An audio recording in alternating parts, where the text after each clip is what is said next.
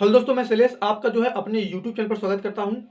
आज हम लोग अपवर्तनांक का प्रकाश की चाल में संबंध को स्थापित करेंगे। इससे बोर्ड के एग्जाम में सवाल भी पूछ लेता है और हम लोग इससे रिलेटेड एक सवाल भी देखेंगे। और आपको बता दें कि अगर आप भौतिक विज्ञान पढ़ना चाहते हैं, बोर्ड एग्जाम की तैयारी करना चाहते हैं, भौतिक विज्ञान में सभी वीडियो आपको प्लेलिस्ट में जाएंगे तो physics class 10th all video, physics class 10th all video के नाम से एक प्लेलिस्ट बना होगा। उसमें सभी वीडियो आपको मिल जाएंगे। वहां से आप अच्छे तरीके से एक एक वीडियो को देख करके अपनी तैयारी को मजबूत बना सकते हैं। पूरे फिजिक्स को पढ़ा दिया गया है, 2 चैप्टर। और ये तीसरा चैप्टर हम लोग देख रहे हैं। क्रम से एक एक सीक्वेंस, एक एक पॉइंट को समझते हुए पढ़ते हुए आगे बढ़ेंगे। तो चलिए अब हम लोग देखेंगे अपवर्तनांक का प्रकाश की चाल में संबंध होते हैं उसको कैसे स्थापित करते हैं। देखिए, जो माध्यम का अपवर्तनांक होता है इसको हम लोग कैसे स्थापित करते हैं। अगर वायु में निर्वात अथवा वायु में जो प्रकाश की चाल होती है और माध्यम में प्रकाश की चाल के अनुपात को हम लोग क्या कहते हैं, माध्यम का अपवर्तनांक कहते हैं। इसको कैसे पढ़ेंगे, किसी माध्यम का जो अपवर्तनांक होता है निर्वात अथवा वायु में प्रकाश की चाल व उस माध्यम में प्रकाश की चाल, निर्वात अथवा वायु में प्रकाश की चाल अथवा उस माध्यम, जो माध्यम हमको दिया रहेगा, जल दिया गया है, वायु दिया गया, कुछ भी दिया गया, उस माध्यम में प्रकाश की चाल के अनुपात के बराबर होता है। यानी कि निर्वात अथवा वायु में प्रकाश की चाल और माध्यम में प्रकाश की चाल के अनुपात को हम लोग माध्यम का अपवर्तनांक कहते हैं। इससे रिलेटेड अगर यहाँ पर सवाल हम आपको बताएंगे तो आप इसको निर्वात या अथवा वायु में प्रकाश की चाल और माध्यम में प्रकाश की चाल को बारे में अच्छी तरीके से आप समझ जाएंगे जब इस सवाल को आप पढ़ेंगे तब।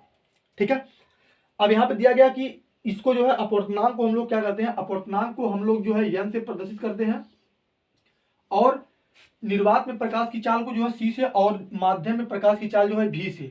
ठीक है, माध्यम में जो होता है वेग, इसको हम लोग v से प्रदर्शित करते हैं और निर्वात में जो प्रकाश की चाल होती है इसको हम लोग c से करते हैं। तो n बराबर आपका क्या हो जाएगा, c/v हो जाएगा। यहाँ पर दिया गया कि अतः किन्हीं दो माध्यमों के लिए प्रथम माध्यम के सापेक्ष द्वितीय माध्यम का अपवर्तनांक उन माध्यम में प्रकाश की चालों के अनुपात के बराबर होता है। यानी प्रथम माध्यम के सापेक्ष द्वितीय माध्यम का जो अपवर्तनांक होता है उन माध्यम में प्रकाश की चालों के अनुपात के बराबर होता है।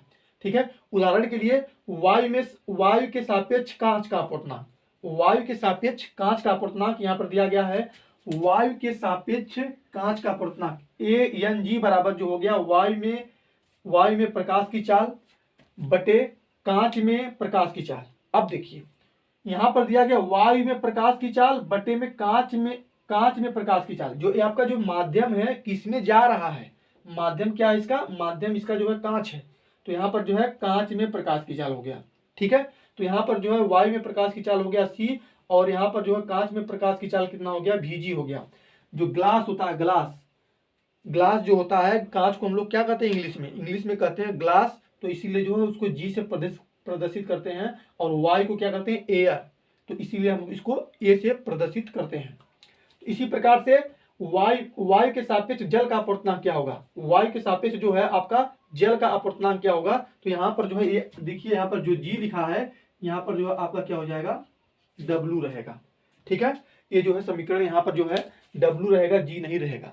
ठीक है, ANW बराबर वायु में प्रकाश की चाल और जल में प्रकाश की चाल। W क्यों रहेगा, वाटर मतलब क्या होता है, जल होता है। तो W से हम इसको प्रदर्शित करते हैं। बुक में देख लीजिएगा, यहाँ पर गलती से लिखा गया था। अब इसको हम लोग समीकरण 1 मान लिए और इसको क्या मान लिए, समीकरण 2 मान लिए। देख लीजिए यहाँ पर भी क्या लिखा है, W लिखा है। ठीक है, यहाँ पर भी W है, लेकिन यहाँ पर क्या था, G लिखा था। तो ये गलत था यहाँ पर। ठीक, अब समीकरण 2 को समीकरण 1 से भाग देने पर, समीकरण 2 को हम लोग समीकरण 1 से अगर भाग देते हैं, समीकरण 2 कितना दिया गया है आपका, ANW दिया गया है। तो ANW ऊपर लिखेंगे और इससे हमको भाग देना है। तो यहाँ पर ANG लिख देंगे। तो यहाँ पर क्या हो जाएगा, VG बटे में VW मिल जाएगा। ठीक है, VG बटे में VW मिल जाएगा हमको। तो यहाँ पर ये C से कैंसिल हो जाएगा तो हमको A मिलेगा। तो हम इसको क्या लिख सकते हैं, इसको हम क्या लिख सकते हैं, GNW लिख सकते हैं, GNW। ठीक है, तो हम इसको कह सकते हैं कि ANW बटे ANG बराबर क्या हो गया, GNW हो गया। ठीक है, ये होता है आपका संबंध के बारे में पूछ लेता है, बहुत ही इंपॉर्टेंट। ठीक है, अब जो है यहाँ पर दिया गया, अर्थात दो माध्यमों का वायु के सापेक्ष अपवर्तनांक का अनुपात उन दोनों माध्यमों में प्रकाश की चालों के अनुपात के व्युत्क्रम के बराबर होता है। यहाँ पर दिया गया है कि दो माध्यमों का वायु के सापेक्ष अपवर्तनांक, दो माध्यमों का वायु के सापेक्ष अपवर्तनांक जो होता है, अपवर्तनांक सापेक्ष अपवर्तनांक का अनुपात उन दोनों माध्यमों में प्रकाश की चालों के अनुपात के व्युत्क्रम के बराबर होता है। उसके उल्टा के क्या होता है, बराबर होता है। यहाँ पर जो नोट में कुछ लिखा है, यहाँ पे समझ लीजिए कि एक माध्यम के सापेक्ष दूसरे माध्यम का अपवर्तनांक प्रकाश के रंग पर निर्भर करता है। एक माध्यम के सापेक्ष दूसरे माध्यम का जो अपवर्तनांक होता है प्रकाश के रंग पर निर्भर करता है, तथा इसका मान बैगनी रंग के लिए सबसे अधिक व लाल रंग के लिए जो है सबसे कम होता है। ठीक है, इसका जो अपवर्तनांक होता है बैगनी रंग के लिए सबसे अधिक होता है, लेकिन लाल रंग के लिए जो है सबसे कम होता है। ये जो है एग्जाम में हमेशा पूछ लेता है कि जो अपवर्तनांक होता है लाल रंग का जो है सबसे कम क्यों होता है और बैगनी रंग का जो है इसका जो है अधिक क्यों होता है, इसके बारे में भी पूछ लेता है। इसके बारे में हम अगली वीडियो में बात करेंगे अच्छी तरीके से। ठीक है, अब जो है दिया गया है, एक सवाल दिया गया है, कह रहा है कि यदि वायु में प्रकाश की चाल 2 × 10⁸ मीटर प्रति सेकेंड और जल में प्रकाश की चाल 2.26 × 10⁸ मीटर प्रति सेकेंड हो तो जल का अपवर्तनांक ज्ञात कीजिए। देख लीजिए, अगर इसको आप पूरा अच्छी तरीके से पढ़ लिए होंगे, एक बार और रिपीट कर लीजिएगा पीछे से। अगर इसको अच्छे तरीके से समझ जाएंगे तो इस सवाल को जो है आप लगा लेंगे। इसको हम लोग जो है सॉल्व करेंगे। जब इसको सॉल्व करेंगे तो यहाँ पर जो है लिखना पड़ेगा हमको, कह रहा है कि जल का अपवर्तनांक यहाँ पर क्या हो जाएगा, जल का अपवर्तनांक बराबर क्या हो जाएगा, जल का अपवर्तनांक बराबर क्या हो जाएगा, निर्वात में वायु में प्रकाश की चाल। यहाँ पर क्या दिया गया, वायु में प्रकाश की चाल, वायु में प्रकाश की चाल बटे में यहाँ पर जो हो जाएगा आपका माध्यम में प्रकाश की चाल, माध्यम में प्रकाश की चाल।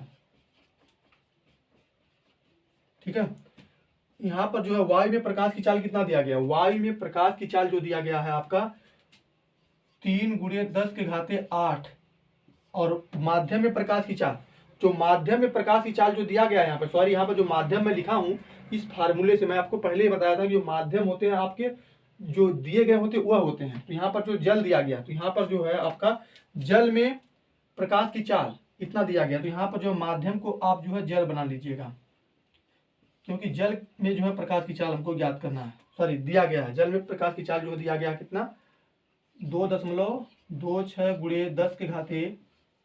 10⁸ ये हमको दिया गया है।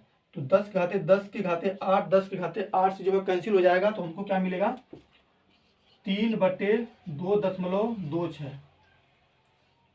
3/2.26 हमको मिलेगा। अगर इसको इसमें डिवाइड करेंगे तो हमको क्या मिलेगा, इसको इसमें जो है काटेंगे, जो है कैलकुलेशन कर लीजिएगा 1.33। ये जो है इसका क्या हो जाएगा, अपवर्तनांक। जल के सापेक्ष जो है अपवर्तनांक क्या हो जाएगा, जल के सापेक्ष जो है अपवर्तनांक NW कितना हो जाएगा, NW जो है आपका कितना हो जाएगा, अपवर्तनांक इसका जो हो जाएगा 1.33 हो जाएगा। ये जो है आपको अच्छी तरीके से जो है समझ में आ गया होगा। मैं आपको क्या बताना चाहता हूँ, यहाँ पर जो है इस सवाल को जो है हल करने के लिए जो है आपको पहले अपवर्तनांक का प्रकाश की चाल में जो है संबंध को स्थापित करना पहले सीखना होगा, तब जो है इस सवाल को जो है आप सॉल्व कर पाएंगे। अगर एक बार जो है आप फिर से रिपीट करके देख लेंगे तो आपको पूरी जिंदगी भर नहीं भूलेगा, मैं पूरा गारंटी के साथ बता रहा हूँ। ठीक है, तो आप जो है अगर भौतिक विज्ञान पढ़ना चाहते हैं इस चैनल से, तो इस चैनल से जुड़ जाएं और प्लेलिस्ट में जाएंगे तो मैं बार बार ध्यान दिला रहा हूँ कि प्लेलिस्ट में जाएं, वहाँ पर जो है सभी वीडियो आपको मिल जाएंगे, एक एक करके पढ़ाया गया है। ठीक है, तो चैनल पर नए हैं तो चैनल को सब्सक्राइब जरूर कर लीजिएगा और दोस्तों में ज़्यादा से ज़्यादा वीडियो को शेयर करें। तब तक के लिए आप सबका बहुत बहुत धन्यवाद।